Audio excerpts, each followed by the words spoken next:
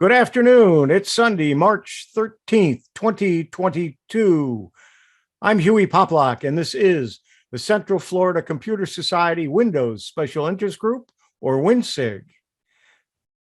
We meet every month and have been doing so for many years, online and hopefully in person. Right now, we're going to have the first hybrid meeting shortly if the hall gets connected. So far, they aren't connected to us. So at this point, it is strictly a Zoom meeting. Hopefully, it'll be a hybrid meeting by the time we get into some things. We have a nice crowd. We've got about 50 people online, and I'm sure we'll have some more joining us. And let me go ahead and share my screen again. I can't full screen it because I got too many things hanging off the top of my screen, but we'll open up my Huey.net and go to the WinSIG page. By the way, if you went to this, I posted this on Thursday. These are all the items that I have scheduled for today. We won't get to all of them, but I will try to get to as many as we can. But if you went to this, some of the links were broken. They had an extra space at the end. And so I redid it this morning. And so they should all be working now. So what I do at the beginning, usually before the meeting, usually a couple of days before, I will post the topics. And all of these are linked to various articles. Let's look at last month's. These were the articles that I covered or wanted to cover last month. And then just below it is a link to the video of that meeting. So sometime probably tonight, tomorrow, at the latest on Tuesday, you will find the video to this meeting or for this meeting just below the list of contents. And we will cover as many as we can. What I do, the routine that I have is I will go to each of the articles and we'll go through the article. We'll talk about it. Sometimes I'll go out and I'll demonstrate. I'll talk about it. I did some screenshots on one of them. And hopefully there'll be some things of interest to you. And I do, as I said, I usually have more than I get to cover. So you can go to any of these on your own. Please do. And I will try to make it larger and fill the screen so you can read it as we go through it.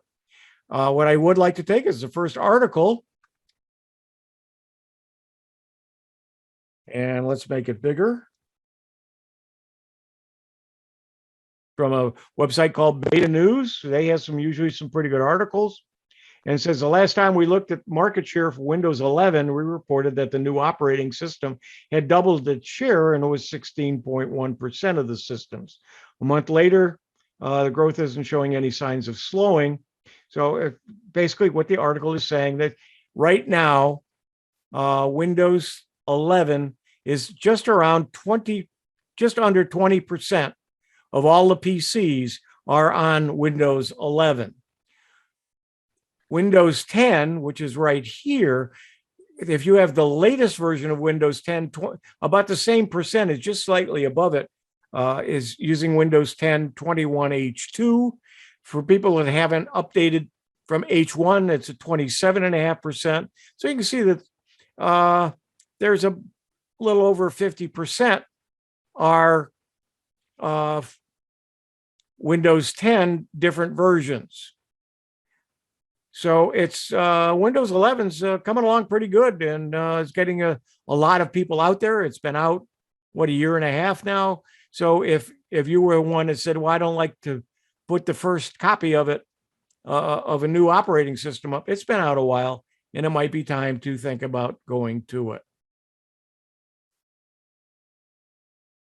The next article in Windows 11, they have now added the Amazon App Store so you can run some Android programs in Windows 11. And this article is how to use Amazon App Store. And let's make it larger too. And of course, they got things over here on the side, which kind of But one of the best features was announced on Windows 11 is support to install and use Android apps. The feature excited many Windows users. You can install Android apps on Windows 11 using Amazon App Store, not the Google apps, or not the the Google App Store, which is called Google Play Store, which can be downloaded from Microsoft Store. And then in this guide, and I'm not going to go through the whole guide, but I am going to show you what you do is you open the Microsoft Store, you search for the Amazon App Store, you click on the install, and you go through the things that it wants, and then you can, you have to restart your computer. So I didn't want to do this live, so I went out and I did it. And so let's take a look at what happened. First, I went to the Microsoft Store, and I did that by coming here, and I have the Microsoft Store in my start menu. So I opened up the Microsoft Store, and then I did a search, and I gotta remember where I do search. I looked at it earlier, and it's up here at the top, and I can't, let's see, let me bring this down a little bit. Search, and I put Amazon, and you can see it's here, Amazon App Store. Now mine will say open. Yours will say get if you haven't gotten it yet, if it's going to work on your machine. Now this is Windows 11 only, and the latest Windows 11 and updates. And then it tells you some of the App Store apps that you can install. You will notice that a lot of the programs or apps that you want to have from your phone are not on here. They're not available yet. For instance, if you control a lot of IoT or Internet of Thing items like lights and cameras and so on in your house, these aren't available. So it's not all of the Android apps, it's mostly games. And so I went and I installed it. So let's take a look at what I did. I'm going to close that. I'm going to go back to my screen. I'm going to open the steps to install. So once you install the App Store, the Amazon App Store, you, can I make this bigger? No, okay. To use the Amazon App Store on your PC, you want to set it up. So you'll get this screen where you just click on step 1 of 3, and it's set up. Now I've taken some of the steps have multiple things that you have to do. So let's see, let me make here, I can do this. There we go. There we go. So you'll see this screen and you click on setup. When you do that, get your PC ready for the Amazon App Store. You can either check or uncheck the help improve Microsoft products by sending optional diagnostic data, including usage and error reporting data.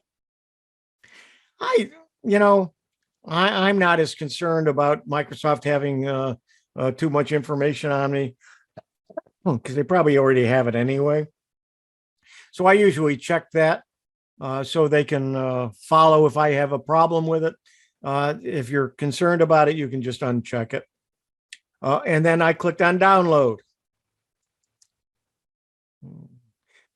As I'm downloading, you can see that it gives you a percentage. It didn't take too long to download the app. And then once you download it, it says getting it. Once it's done, you'll see this screen. So the Amazon App Store preview only works on Windows subsystem for Android from Microsoft. This download might take a while, but you only have to do it once. And then it says done. So then you click next. And then at that point, they want you to restart your computer. And that's all there is to installing it. And that's installing the App Store. So let's take a look. I'm going to close this and we'll open this. And we're going to find the Amazon App Store right here. I double click it. It opens it.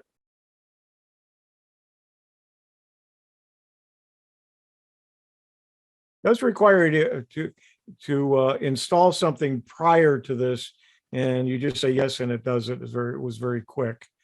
It's starting the Windows subsystem for Android. Does take a little while. Didn't think it was this long when I tried it.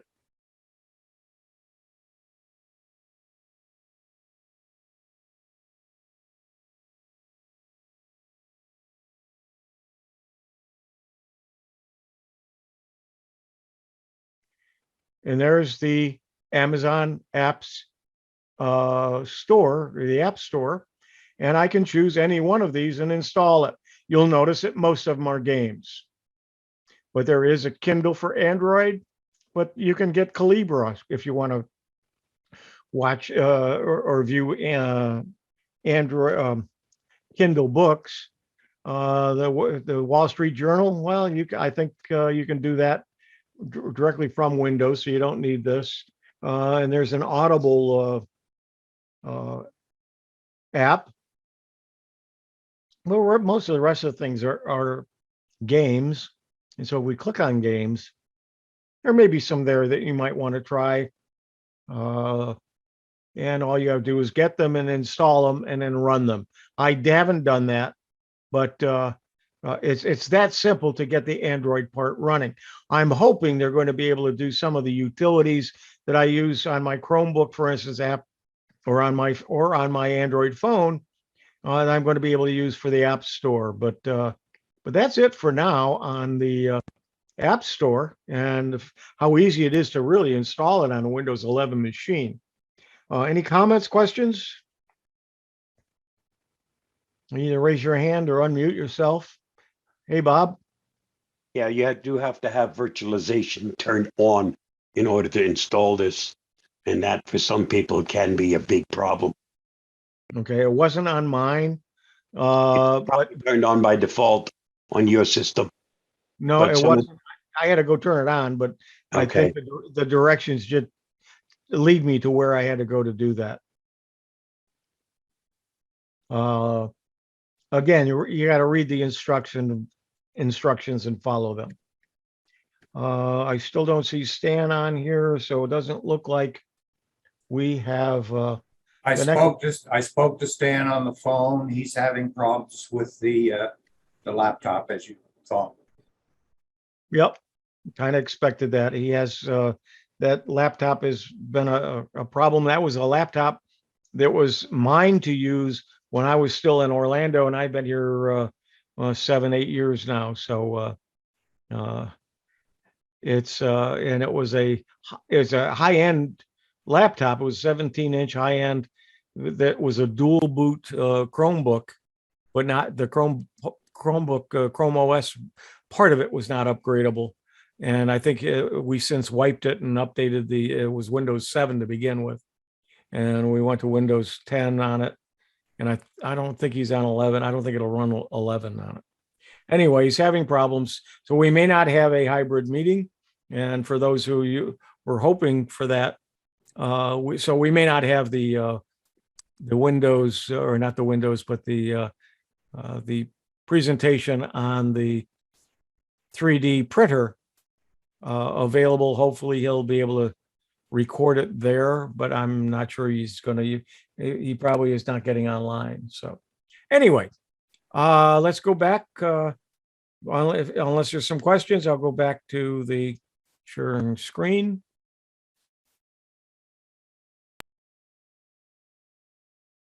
And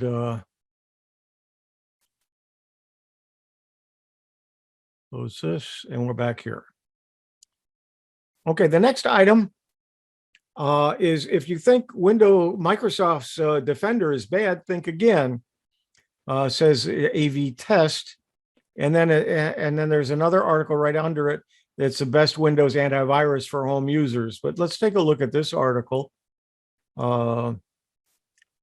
If you don't want to use another antivirus and anti-malware, you can use the Microsoft Defender.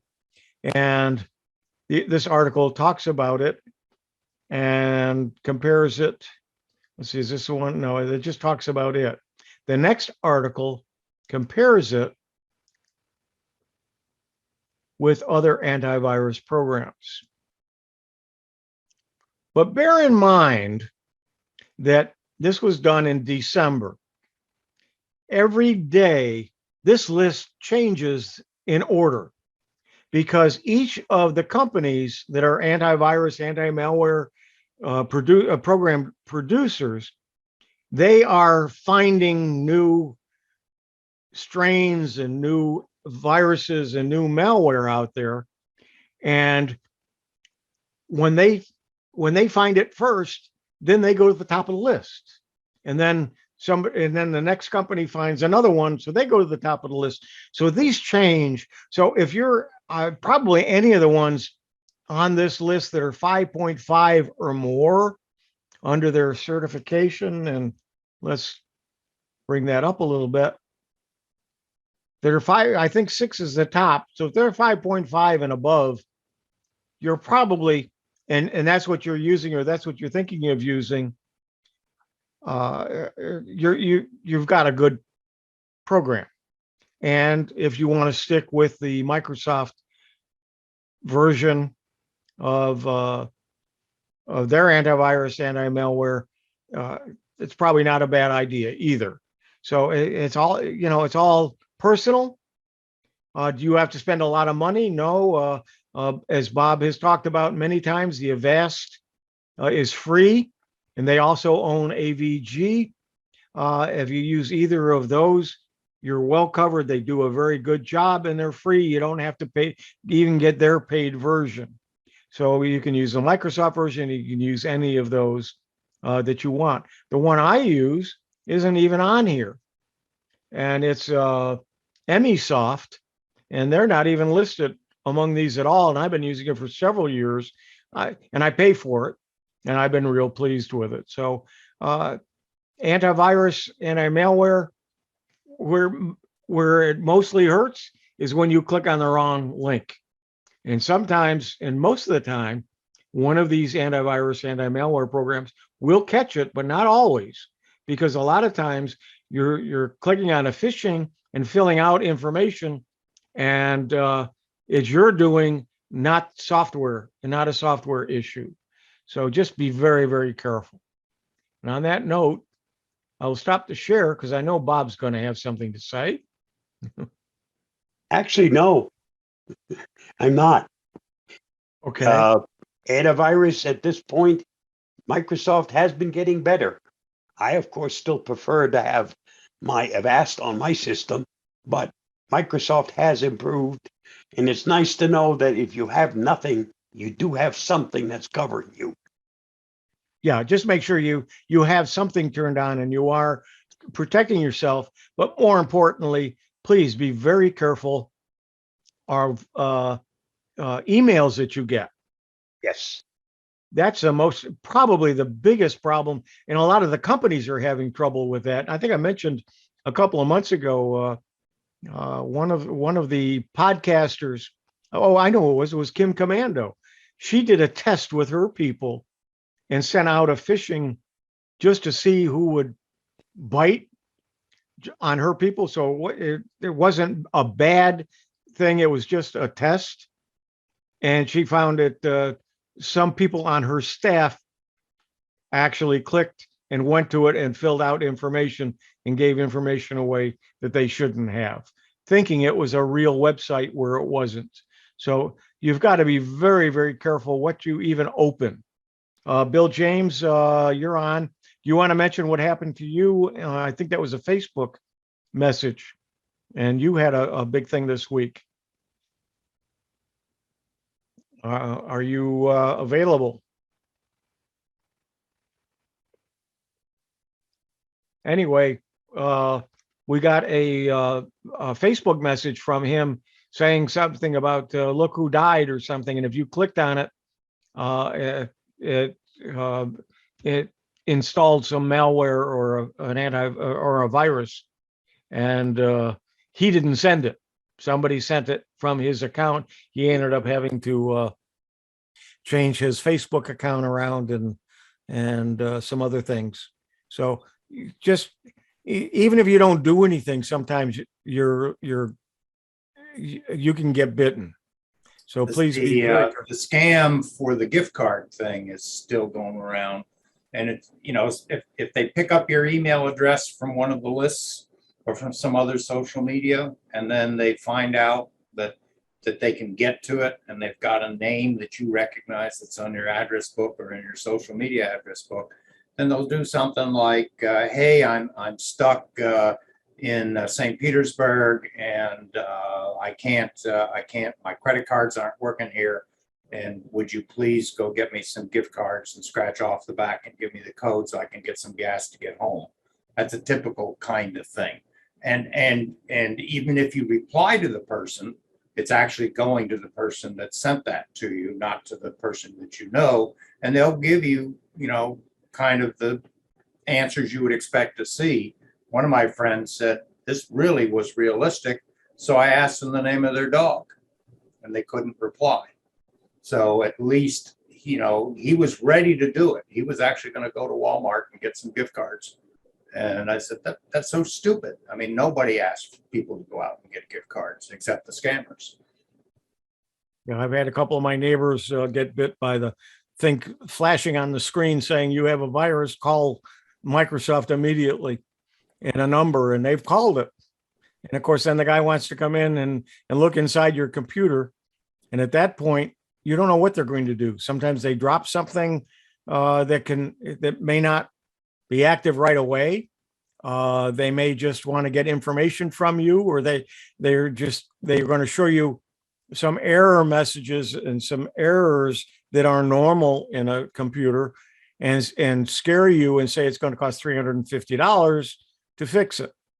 And they may or may not tell you it's fixed. They may, if they get that out of you, then they're going to want more money.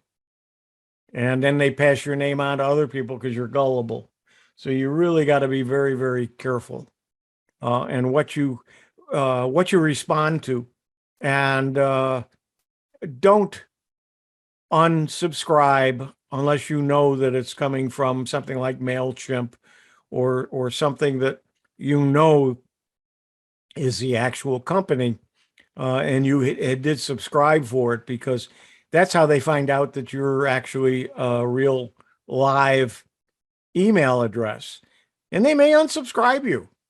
And then they sell your name to 10 other companies that now know that you respond to and read your emails. So just be very, very careful.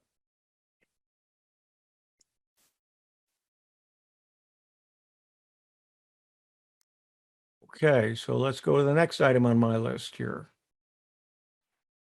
Okay, I got that.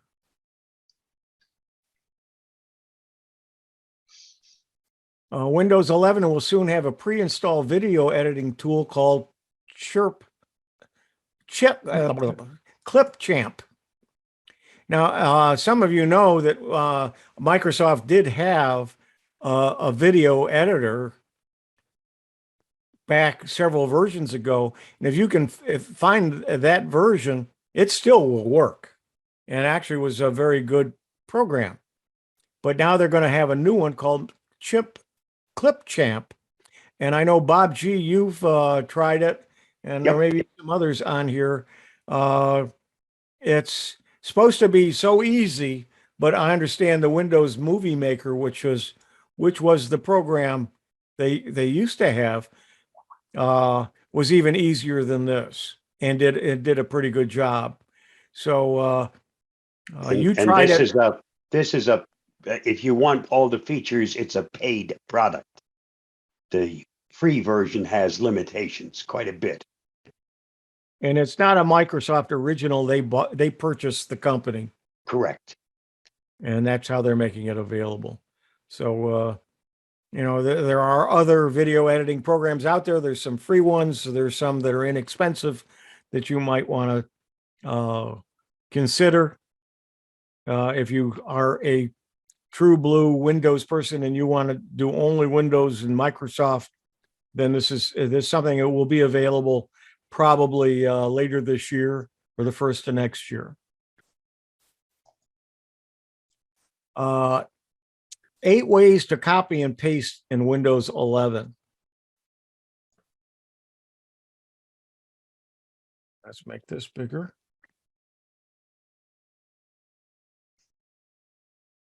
Many users will often need to copy and paste text, images, and file data in Windows 11.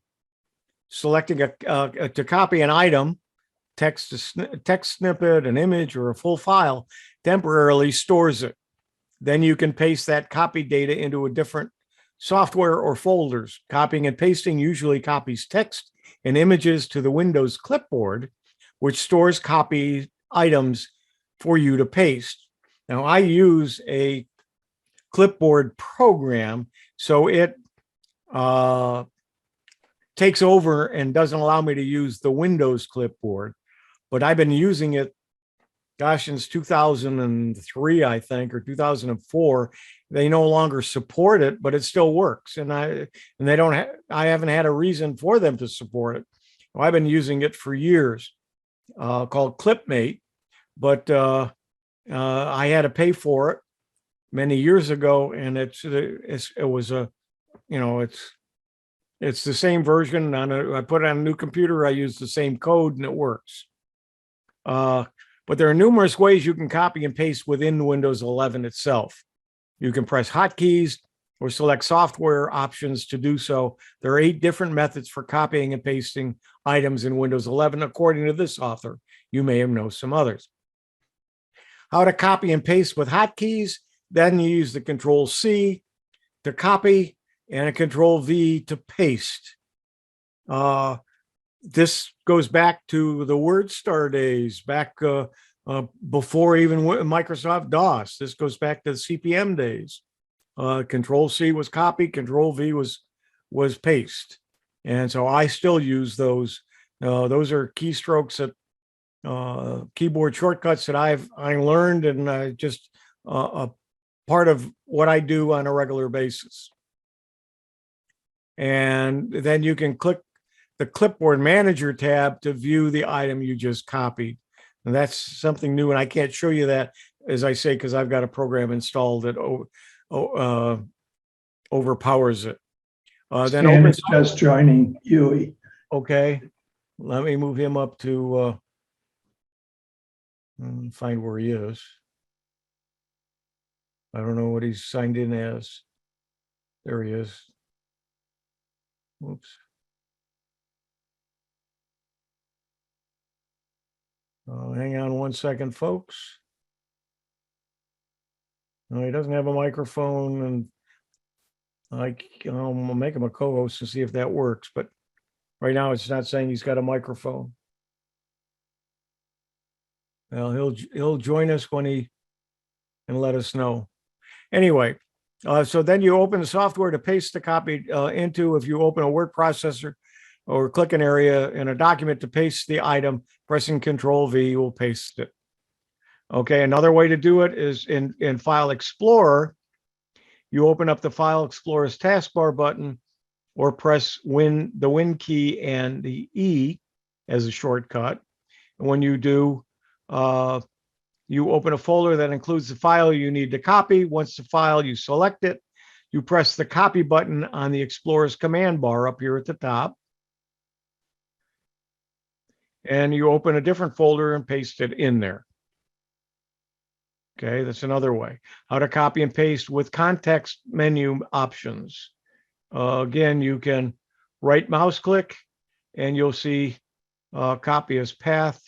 You can you hit the copy button there, and then you'll paste it. Let's see, what's it say? All the way on here? top. All the way on top. Yep. That shortcut. Yep. Paste shortcut. No, all the way on top. That little symbol up on top. That's your right paste. here. Yeah, that's your paste. Yeah. Okay. How to copy and paste with edit options in Windows applications. You just edit, and there's usually a copy in that. You'll see it here. And then you see paste special or paste unformatted text. That takes the formatting out, which is good. Let me close this ad. That's I don't think we need to look up that guy's nose. How to copy and paste images with this print screen button. The print screen keyboard key provides another way to copy images. So you can hit the PRTSC, or it may say print screen on yours. That's this, and it's going to look like this on some keyboards. Whoops. You click the magnifying glass taskbar button, enter paint, or a lot of times you can use either Word or Notepad. So if I take a picture of, let's take this, I'm going to right mouse this, save image as, or copy image. I'm going to copy the image. And then I am going to open up Notepad, not Notepad, a WordPad. Hopefully.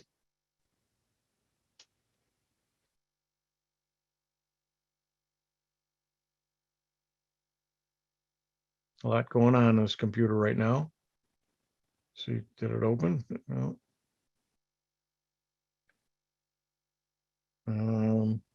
Let's see if it's open. No. Yeah, right there. No, that's Zoom. Didn't open. Okay, and I want to click it again. Try it one more time. There we go. Okay. I didn't want Evernote. Okay, this is WordPad. It's built in. It's part of Microsoft Windows. Has been for forever. So if I do a paste, there's the picture. And you can do the same in words. So you can copy an image and then paste it into an article. Now, it does not work in Notepad because Notepad doesn't use images, but it does work in WordPad. And then how to copy in Firefox, again, copy and paste, Control C and Control V. And let's see what else is, how to copy and paste in Google Chrome. And again, you right mouse click, do a copy, and then paste. And then there's Ditto. I don't use Ditto. And I'm familiar with it. And so copy and paste to your heart's content in Windows 11. Okay, so let's stop the share for a moment, see if there's any questions, and see if Stan's joined us or not. He's muted. So let's see. Stan, are you with us? I am. We are at the American Legion. We've had some issues with the pairing up the Zoom, the Facebook portal finally got paired up with their, I guess it's a 6-foot TV, and we see ourselves. We have not yet made the mic work. And when I tried to join the Zoom meeting, we went past the point where it asked what meeting, and we can't get back short of turning it all off. So I'm going to keep trying with that. Oh, that's it. Is that it? Yes. Join by laptop. I think I'm on join by laptop. Meeting ID 160 something. Okay, while you guys work on it, I'm going to mute you. Okay, that'd be fine. Let me know. All right, so even those of us who are experienced with this stuff, it's not cut and dried. No matter where you are, it's going to be different. And so sometimes it works and sometimes it doesn't. Okay, so let's go back. Are there any other questions, comments? Anthony, Tony Pizza. Yeah, Stephanie had her hand up just as you finished the last session. Maybe I don't have anything, but she might. Okay, Stephanie. I had a question about your video editor. Which one have you been using all these years that you like? I use Camtasia, but it's quite expensive. Okay, thank you. It's $300 or $400 range. Screencast-O-Matic. Yeah, Free version. all the videos that Bob G does and he does a ton of them. He does with Screencast-O-Matic, and you're using. I use a paid version, but you're looking at $15 a year. Okay, that's reasonable. That's cheap as all heck. Yeah. And it works on a Chromebook and it works on Windows, and I, Yep. with no problem. In fact, I saw them at the FETC show, and I'm going to interview somebody from that company. I think for Tech for Seniors, but we may be able to play. We may play it on here as well. I use it, but not as often as I do Camtasia. But it is a very good program in Screencast-O-Matic, and there's another free one that's open source, and I'd have to look on my computer to remember it's the name of it, and I'll do that. Hang on a second, I can do that while we're talking here. I was trying to use VTC. Yeah, that's oh. I'm not sure if that's the one I'm talking about or not. Hmm.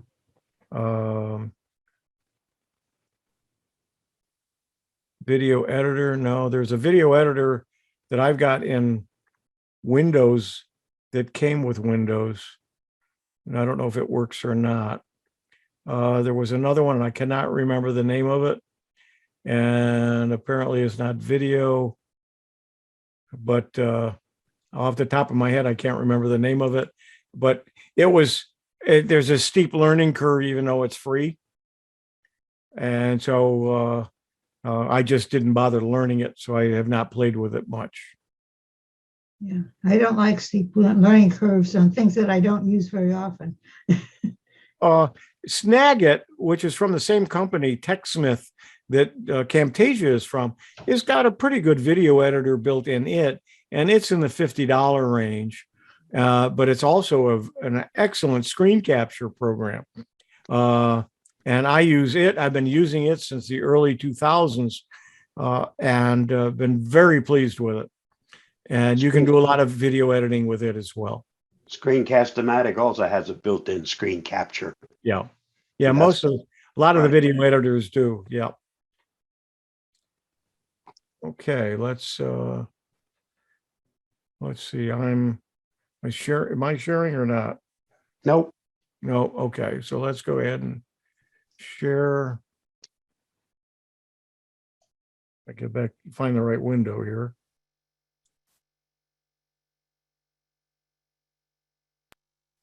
And come back to the WinSig. Okay, that was 8 ways to copy and paste. How are we doing on time? It's a little after 2. We're good.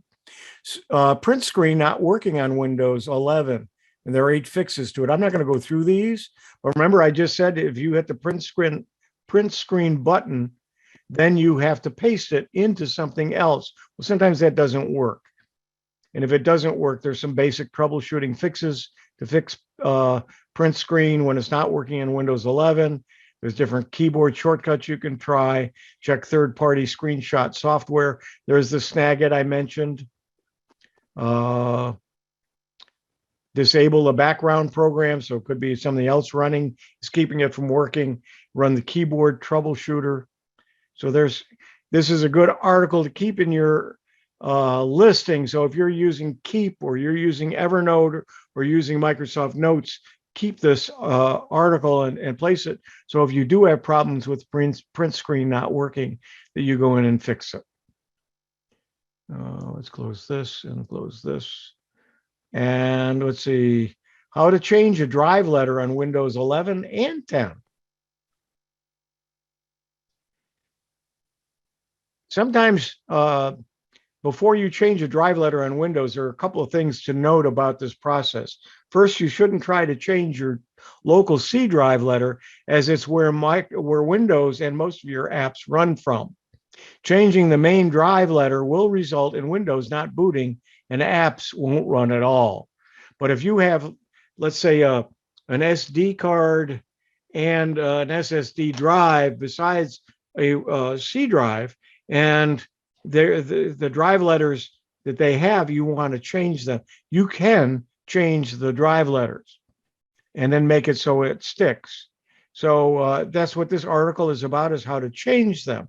There are some also ways where you can change where the default items go. For instance, your documents or your downloads. If you don't want them on your C drive, you can change in the settings where that default downloads folder is, and it can automatically put it on a different drive. But remember, if you do that, when you back up your C drive, make sure you're backing up whatever drive has all of your data on it as well. But this is another good article to have in your arsenal in order to change some of the drive letters. Some of you, when you put either an SD card in your machine, or you put a thumb drive in, it'll give it a drive letter that maybe isn't the one that you want. Or my Google Drive on mine, let me open this up. On mine, I have a local C drive, which is 4 terabytes. Then I have an SD card, which is my drive D. And then I have Google Drive G, which Google Drive assigned it G. So if I stick something else in, it's going to make it an E. If I put a thumb drive in, it's going to make it probably will make it an E drive. Well, if it doesn't, or if I want to make that drive a Z drive, let's say, so I always remember where it is, you can do that by changing the drive letters, following the directions in this article. So it's not something that everybody is going to want to do. It's not everything that everybody's going to need to do. But when you have the need to it, this is an article to tell you how to do it. How to transfer files from one computer to another. You bought a new computer and you want to move some of your files over. You don't usually change your programs. You install them on the new computer. You don't want to take an older program from your other computer and then try to somehow maneuver it over into the new computer. You really want to install it from scratch. So if there's any issues that you've had along the way, it doesn't copy the issues over. However, there is a program called PC. I want to say PC Transfer, but it's not there. There is a program that you can purchase that allow you to move programs from one computer to the other. I don't recommend it, but there are some times you may need to or may want to. But moving files from one computer to the other, especially if you bought a new computer and you want all your data files, there's a lot of ways in which you can do it. When you buy a new computer, you'll want to transfer most of your existing files over to the new computer. Whether you want to take all your data with you or only the essentials, there are quick and simple ways to transfer files from PC to PC. Depending upon what you're working with, some methods are better than others. As a rule of thumb, it's faster to use any method that uses a robust physical connection, like swapping hard drives or transferring over a LAN, instead of quick and easy solutions like moving files over Wi-Fi or using a USB drive. So one, you can use an external storage media. Obviously, this is the way most people do it. You stick a USB flash drive in one computer, copy the data, take that same drive out, put it in the other computer, and then paste the data. Simple. Or you could use an external hard drive if you have more data that can fit on a thumb drive. And these portable drives are relatively cheap now. I'm seeing terabyte drives for in the $100 range or less. So if both computers have USB-C or USB 3 ports, you might want to consider investing in one of the fastest flash drives around. When you have a lot of data to move, speed becomes important. There's a quicker way to do this, though. First, check if the computer you want to move data has an eSATA port or an available SATA slot. If it does, disconnect the hard drive from the original computer and connect it to the new computer. Once done, it'll show up as another drive on the target PC. You can then transfer data over SATA, which is much faster than USB. You can share over a LAN or Wi-Fi, and it tells you how to share. And there's actually a video on that. Trying to close out some of these things that are distracting. They have a simple guide showing how to share files between Windows and a Mac. So that can even be done. Sharing with software. So there's ways to do that as well. Use a transfer cable. Now there's a couple of ways in which you can do this. Windows to Windows, if you're transferring from one Windows computer to another, plug a USB cable on both computers. Wait until both computers recognize the cable, and they automatically install drivers. Once you've installed the USB cable's driver, download and install the data transfer software for both computers. Once ready, launch the transfer app on both computers, and you can now start transferring the files. And then how to do it with a Mac, and then how to do it going in between them. Now, some of the cables, you may need a cable that has some kind of an inverter in it that's built to do transferring files from one to the other. And those you can buy from Amazon. I did look earlier, there are some available. I've been using something for years that I bought at an APCUG conference. I went looking for it, and let me show you on Amazon. Whoops, that's the wrong, click the wrong thing here. Let's go to Amazon. And I don't know if it'll still remember. Okay, so let's see. Here is a transfer cable. It's like $30. USB 2, so it's not going to be as fast. You might want to look for USB 3. Unlimited use, transfer data between two Windows PCs, compatible with Windows 11, 10, 7, XP. And it's got a little item here, a transfer.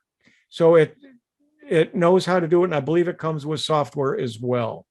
Now, as I said, I use something called a what I call it, not a volcano. I just said the word, now it's a senior moment has gotten me, but it was a dummies copy file to PC. Now, this is something else that I purchased a few years ago. See if I can find a picture of it. It's not called a wormhole by chance, is it? No, it's which is what I've got, is wormhole. Just a cable, and it's got a little LED, and it works great. It's old, but it works. Haven't used it for a while. Huey, are you thinking of a tornado? Yeah, the tornado. I was saying volcano, but yeah, tornado. But I also, they must have sold their software, and you can. There's one from Dummies, and I'm not finding it here. Let's go to Amazon. Well, I got a lot of things open here, but I don't think they have it available anymore. But you might find it somewhere. These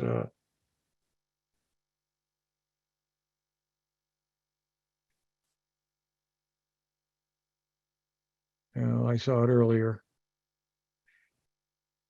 but let me find the volcano anyway, or not Tornado. tornado.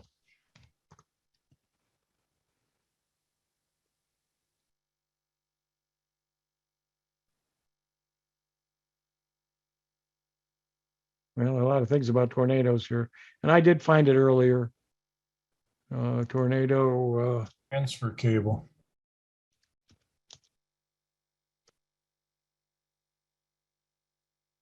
There it is. Oh, wait a minute, I just saw another. Let me go back. That's in one package, but let's see if this one's available.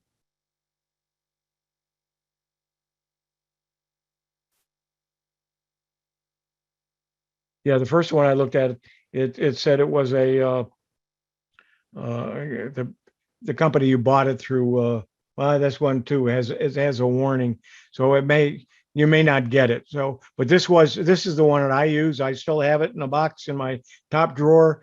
You plug it into one computer, you plug it in the other, it automatically opens up a file like the file manager on both computers, and you can pick and choose which ones you want it to go back and forth with, and it does a really nice job, and it's fast. So if you can find one of those around, or if you bought one of those many years ago, that's what I use. There are some programs that you can get if you've got the cabling and you make the cable work. You can use the Always Sync, is one we've talked about previously on here, works very well, and that's similar to the one that's built into the Tornado. So let's take a stop share and see if we got some comments. Or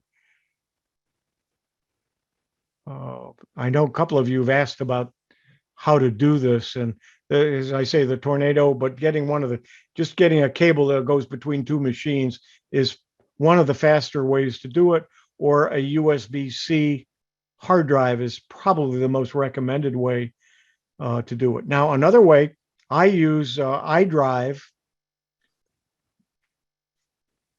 to back up. I need to go for a few minutes. Can somebody kind of lead some discussion? I have to help Robin with something, and I'll be back in a few minutes. Yeah, I'll stay on. Okay, thank you. Okay, so we were talking about PC to PC transfers. Is anybody using anything else besides cables to do that? Well, the one OneDrive. problem I think with using the hard drive, of course, it's a two-step process. You got to transfer to the hard drive from one computer, then you transfer back from the hard drive to the other computer. Whereas if you use a cable, it's just a one-step. Wormhole is the one I use, and I don't know if it's still available, but it's worked great. It installs the software on both systems, and it works very well. I use a transfer applications as yeah, well. a home network, local area network. My router is hooked up such that I can share my computers, and I have both Windows and Linux computers on it. And then I have a synchronization program called SmartSync Pro, which is a subscription program, but there are other synchronization programs out there that are free. So once you've set your network up so that you can share your computers as drive letters between your devices, then you can use the synchronization program and either do a copy in one direction and keep a standard copy on one of the computers or one of your network attached storage devices. Or you can do a two-way synchronization so that you can say, I want the same files on the same computers and their respective data drives. I keep my important data on OneDrive, and so it's accessible from whatever computer I want to sit down at. And some time ago, John Kennedy with APCUG was promoting pCloud, which is very similar to OneDrive. And it has a free storage. I think it's 5 gigabytes free storage. And a number of us in the Linux SIG started using it. And then I started using it with my Windows computer. And during Black Friday last fall, they came up with a lifetime package of 2 terabytes for something like about, I think it was around $300, somewhere in that neighborhood. Unlimited devices, and as long as it's the same account, with the account login. And 2 terabytes is way more than the data that I need to store from any of my computers. So What was that one? I started using that pCloud. You can just go to pcloud.com and check out their free program to try it and see if you like it. And that's also another way now that I synchronize among my computers. Like Dropbox, for example, it will let you set up a drive letter. So I use P, and I can just synchronize the P drive on one computer with the P drive on the other computer and make sure that everything is available. And then once I'm logged in, any computer has access to it. But Mike, that's just for files, right? You don't transfer well- programs. Yeah. No, it's not. Yeah, that's right. Mhm. Okay. Programs to transfer is, it's more than just copying the program's data, because you've got your registry settings. And it used to be, I'm trying to remember the name, I think it was a Norton utility, and it was called Clean Sweep. This is back in the late 90s, before they became part of Symantec. And Clean Sweep would let you remove the program and all vestiges from the registry, all info files, all, everything from the computer, but it would let you make an archive. And that archive, if stored somewhere, and if you had Clean Sweep on another computer, would let you reinstall it. And people started to realize that they could make an archive and not delete their files, and then just go to another computer and install it with all the registry entries and everything. So it was being used for the wrong purposes, and Norton dropped it. But that was, I don't think there's anything out there at the moment that does a complete backup of a program with all of its settings such that you can then put it on another computer. There may be, but I'm not aware of it. Yeah, copyright issues, I guess. Yeah. Try to forbid that. Yeah. Yeah. Mhm. Obviously, if you do an image backup, and then you're installing that image, say, to cold iron to a completely blank hard drive, you get everything back. But if you go to a different computer, sometimes there's issues with drivers on a different computer. There are quite a few programs that monitor installations, but strictly to make a cleaner uninstall.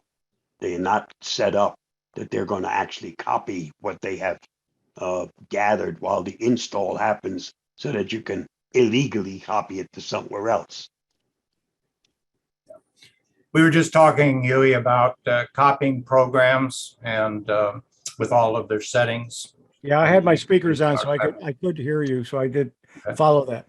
I'm going to share my screen for a moment here, and I'm going to show you how I back up my system is using a program called iDrive. And I can't remember how much I pay. I get 5 terabytes of space, and I've got it's about 45% full right now. And these are the folders that I back up every night. And what it does, it checks to see what's new and will add anything new to it. And when I first signed up for iDrive, they have a service that you can ask for, and they will send you a free hard drive. You back up to it using their program, send it back to them, and they put it online, because otherwise it can take, for a terabyte of data, it could take months to get it all backed up, because they don't do it very quickly. But once you've got it all there, then as you're adding new, it does it very quickly. So every night, I have it set for around 11 or 11:30 at night. I leave the computer on. It backs up any new files that I've done that day out to the cloud to iDrive, and it keeps it there. So these are the folders that I back up to iDrive every night, and it keeps it up to date.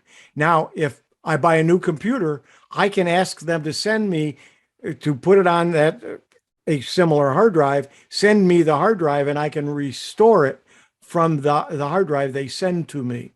So it's another way of not only backing up my system and protecting it, but remotely, but also if I need to restore it, I can do it. I can go back up there and get any file I want, or I can do it, download them, but it would take forever to download them, what do I have? Over 2 gigabytes of storage. I'm sorry, over 2 terabytes of storage out there. So, but it's another service. Carbonite does the same, something similar, and there's some other ones. Yeah. iDrive is fairly inexpensive, as I said. So quit the Key is application. have that backup. You know. Yeah, absolutely. So often we all get calls. Oh, I've lost my data, or I need to restore it, or my computer's corrupt. And okay, where's your backup? I think I got one somewhere. How old is it? 6 months old, maybe. Yeah. And then if you look here, I'm going to open this up and I'll move it here towards the center a little bit more. You'll notice under this PC, but at the top, I've got OneDrive, which is the Microsoft, and I have items backed up to it. And some of them, if I go to something like here, you'll see there's a little cloud there. It's on the cloud, but on some other ones, let's see if I can find something here. Of course, I'm going to find things that, oh, this one's got a check mark. That means that I have uploaded. It's on both the PC and the cloud. So you can do that. So that's my OneDrive from Microsoft, but I also have my Google Drive on here. So all of my things on my Google Drive, double click this, and you'll see all my folders here. And some of them, again, only have this, so they're not on both my PC and the cloud, but this is my Google Drive that I have items stored out there that I can go to from my Chromebook, from my Android phone, and I can go to it from my PC. And if I had a Mac, I could go to it from my Mac just by storing it out of my Google Drive. So there's ways to have not only things stored in different places, but also backed up there as well. Any comments on what I just added to this? You know, I think if you have an Amazon Prime account, you have free cloud storage from Amazon. It's not the same as what you're taught. It's not automatic, but you can do it manually. Photos and videos, but videos only 5 gig. Yeah. Unlimited photo storage if you have the Prime. So there's a lot of ways in which you can back up in advance of getting a new computer. Some of them are very quick and some take a while. Other ones just to have a backup of it somewhere's off site and on a different device is not a bad idea. And some of them are quite reasonable. Okay, let's go back. I think a good many of them are free for us, you know, like 5 gig or whatever, 1 gig. And if you want more, then you just pay a small fee and you add to it. Yeah, Google Drive, for instance, gives you, I think it's 5 gigabytes free, but for $20 a year, you get 100 gigabytes. And for $30 a year, it's 200 gigabytes. So it's not expensive to have that storage, and it certainly isn't it is inexpensive if your hard drive fails and you've got it back, you've got your data backed up somewhere where you can get to it easily from any computer and get it down to you. Microsoft gives you 5 gigs and Google gives you 15. Oh, is that what it is? Okay, Yeah. Thank you. And also Microsoft, if you have the Microsoft Office 365 or Microsoft 365, you get 1 terabyte of storage. And let's see, what's 5 ways to transfer, how to downgrade from Windows 11 to Windows 10. I get asked this a lot. And what you'll notice in this article is you have a rollback, an upgrade within the first 10 days. For this method to work, you can have wiped your system when you upgraded from Windows 10 to Windows 11. Instead, Windows Update or Windows 11 Installation Assistant left your files and apps intact when you performed the switch. Hopefully, you had enough room to do that. Also, you must be still within Microsoft's absurdly short 10-day window for rolling back the upgrade. If you're not sure about either point, not to worry, you can still follow these steps to see if the option is still available. Before you begin, we advise you first back up your files as a precaution. I hope you back up. If you're going to go from Windows 10 to a Windows 11, you do a complete backup of all your data and or of an image backup somewheres with some program to protect yourself if the Windows 11 doesn't work at all and it dies somewhere in the middle. You don't have anything. So you want to make sure you got a backup that you can restore from. The next thing is that you want to make sure that you have a backup that if you decide to go back and it doesn't work, you still have all of your information as well. So if you're not sure of either point, not to worry, you can still follow these steps to see if the option is still available. Before you begin, we advise, again, backup is a precaution. And you open up the settings, go to recovery, and look for go back. If you don't see this available, you're outside of your 10-day window and we'll have to use the other method to downgrade. Click on the go back button to if it's available. Scenario 2, downgrade after 10 days or from a clean Windows 11 install. And that's what you would have. If you're already past the 10-day or you did a Windows 11 clean install, a clean wipe and install Windows 10 is your only option. So you're going to have to wipe the drive, everything that's on it, and then install. I love ads, don't you? Then you're going to have to do wipe your drive and do a clean install of Windows 10. And it's not hard to do, but it takes a little more time since you'll need to back up your files, create the installation media before you can begin. You should also make note that your Windows license key, just in case you'll need it later. Sometimes Microsoft will keep track of that information, can get it from your motherboard, and you don't have to give the key, but other times you may have to. So you want to make sure you know what your key is before you start. And then how to back up. So this article tells you how to back up, and it goes on and tells you what to do. So another good article to have in your arsenal that if you need it or you're helping somebody, that's where you want to go.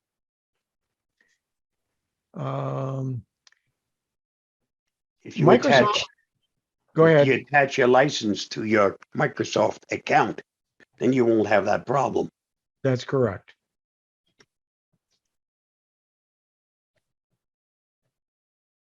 Microsoft has refreshed the Notepad for Windows 11. I could probably ask if the audience, we've got over 50 people online. We got some people waiting too. I'll let them in.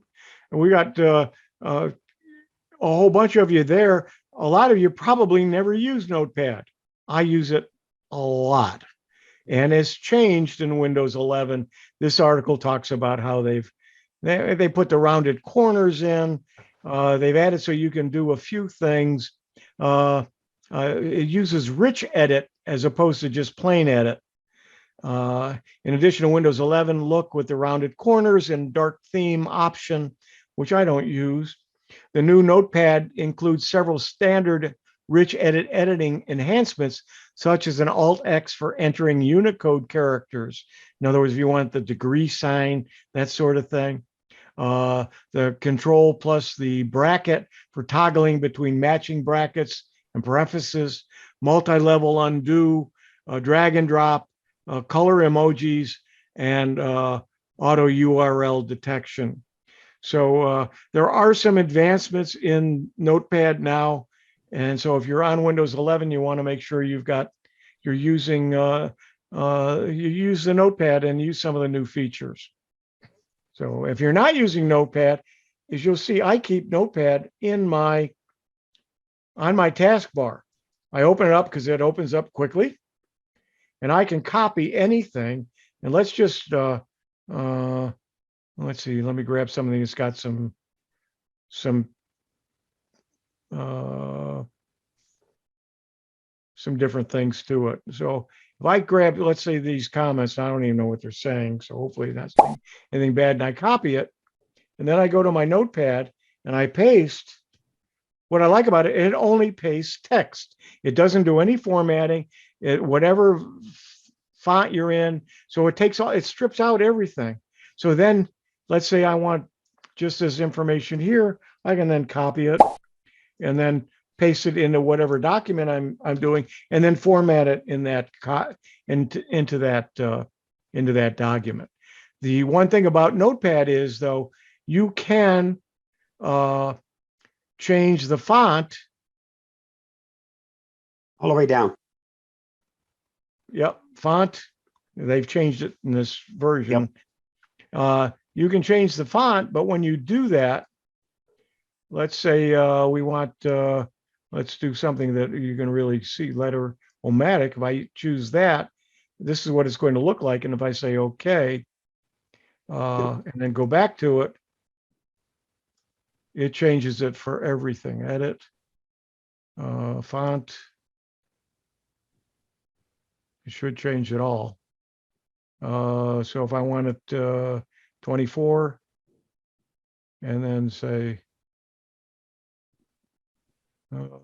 Just go back on top. yeah, just go back. Yeah, there it is. Okay. Yep. And you can't do it for just a paragraph or a sentence. It does it for the whole document. But it is a great, if you've got, excuse me, if you've got a lot of information on a website that's formatted and you don't want the formatting, or you want to copy and paste something into an email and you don't need all of the big fonts and the colors and everything, just copy it into Notepad, and then copy it from Notepad and paste it into your email, and you've done you've changed it, and you've stripped out all that formatting, and it's a great way to do it. Very simple, very easy. Comments or questions on that? Comments on questions on anything? I like to use the Microsoft sticky notes for a lot of that copy and paste. And I know I have two monitors, so 2/3 of my right-hand monitor is just covered in all these little yellow sticky notes instead of sitting little yellow sticky notes on my desk. But it is a handy place to drop them in. And if you've got the settings set so that they restore them the next time you start the computer, when you boot up and start again, there's all your sticky notes just sitting there waiting for you to add to them or do whatever you want with them. And what he's talking about is if you didn't realize it, a lot of you are using Post-it notes and sticking it up around your screen. Some of you have a whole ton of them around there. Well, if you go to your start and then just look for sticky. Why isn't it typing? There we go. Sticky keys. And there should be, is that what it's called? Sticky notes? No, it's called. Bring mine up here.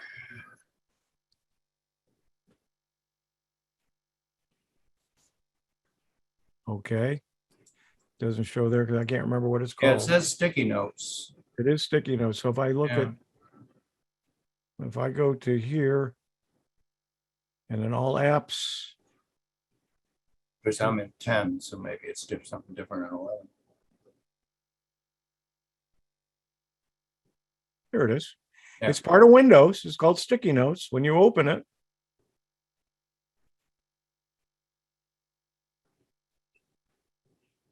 I've never used it on this computer, so probably. It might have opened behind your Zoom. Yeah, I don't think so. I'm looking to see here. Anyway, I got a lot of things going on here. Is it the same in Windows 10? Yes, it is in Windows 10. Yeah. Okay. It may be in Windows 7. I don't recall. But you can change the color of the notes, the fonts that you want to use, and you can have them, and you have a whole bunch of them on your screen at the same time. Okay. how to fix 100% disk usage. I'm not going to go into that. I've not had the problem where I get an error message saying 100% disk usage. This article tells you how to fix it. Mouse lag, how to fix mouse lag in Windows 10 or 11. So if you have a mouse issue and it's lagging, you want to check for hardware issues first. Changing the USB port on your device at times may not work if you connected them via USB hub. So connect your mouse directly into a different USB port to see if that works. Restart File Explorer. And you just go into your task manager and find Windows Explorer and hit restart. Or you can restart File Explorer by WinR and then open Run, and then type in Task Manager, click OK to open the Task Manager. In the Process tab, select Windows Explorer and then restart. Check for third-party software conflicts. And the best way around that is perform a clean boot in Windows 11. Clean boot gets you you want to do a restart and then shut down. Clean boot mode, Microsoft starts with a basic set of drivers and programs essential to run the system. Perform a clean boot and continue. Let's close this ad here. Continue using the system to see if the mouse continues to lag. If you determine a third-party app is causing the trouble, identify and uninstall the program to fix the issue. You can start by disabling third-party startup apps. This includes desktop customization tools, taskbar mods, and gaming overlays. Disable all the apps one by one to find the problematic program and uninstall it to see if that helps fix the mouse lag problem. If you're using mouse pointer trails, might be causing a problem, you can go in and change that. Notice my mouse is a larger red arrow, and that could cause a problem as well. And you can go in and change how your mouse looks, but it may cause a problem with your mouse as well. And you can disable the transparency effects, and it tells you how to do that. Because some buggy NVIDIA graphics drivers can interfere with Windows 11's visual effects features, causing the mouse lag problem. You can disable the transparency effects in settings to stop the mouse pointer lag temporarily. And then you can update the NVIDIA display driver. So if you have an NVIDIA graphics chip or board in your computer, you might want to check these things out as well. And you can uninstall the NVIDIA graphics drivers. And it tells you how to do that. And then check Windows updates. There might be something in Windows that's causing the problem as well. And by updating the Windows, that may fix it. Fixing mouse stuttering problems in Windows 11. It's common for computer peripherals to incur normal wear and tear, start malfunctioning over time. If you purchased the mouse recently, use a warranty and have your manufacturer fix it for you. So, and mice are cheap. You can try a couple of different mice. If worse comes to worse, go to a Goodwill or a used where they sell used items and pick up a couple of mice for a buck or two a piece and try them. If you want a new one, you can get them for $10 or less. Check your battery. Sometimes it's the battery too. Yep. If you have wireless. Yep. Got a wireless one, check the battery. Take out the plug if it's a wireless and it's using a dongle. Take the dongle out and put it in a different USB port too. So there's a lot of different things. That clean mode any different than safe boot or safe mode? Yes, it's similar because you can in safe mode you're shutting everything down. In the clean boot mode, you can specify you don't want any of the non-Microsoft drivers to load or anything in startup you don't want to start. You want to start them by themselves. And any drivers you can tell it, don't load any of the drivers but Microsoft drivers. And so you're starting without any of the other items, and then you add them one by one. Can you do it in Windows 10 as well? Yes.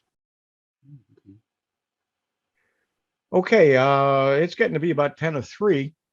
Stan, you on? And this has been the Central Florida Computer Society's Windows Special Interest Group, or WinSig, for Sunday, March 13th, 2022. I'm Huey Poplock. Thanks for joining us. And now we're going to go into the main meeting, if we can make it work,